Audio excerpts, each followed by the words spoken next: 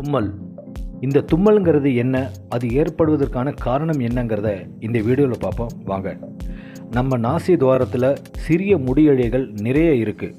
நாம் உள்ளே இழுக்கிற காற்றுல கண்ணுக்கு தெரியாத தூசு துகள் இருந்தால் அதையெல்லாம் வடிகட்டி அனுப்புறது தான் இதோட வேலை. இங்கே ஒரு மென்மையான சவ்வு படலம் இருக்குது. இது நிறமற்ற திரவத்தை சுரக்கிறது. அளவுக்கு அதிகமாக தூசியோ துகளோ மூக்குள்ள நுழைஞ்சிட்டா இந்த சவ்வு படலம் தூண்டப்படும்.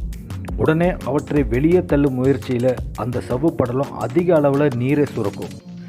இதன் தூண்டுதலால் நுரையீரல், தொண்டை, வாய் மற்றும் வயிற்று தசைகள் ஒன்றா சேர்ந்து சுவாச பாதையில் உள்ள காற்றை அழுத்தமாகவும் வேகமாகவும் மூக்கு வழியாக வெளியே தள்ளும். இதுதான் தும்மல். இப்படி தும்மும்போது நம்ம இதய துடிப்பு ஒரு முறை நின்று பிறகு செயல்படுவதாக சில பேர் நம்புகிறாங்க. ஆனால் அது ஒரு பொய்.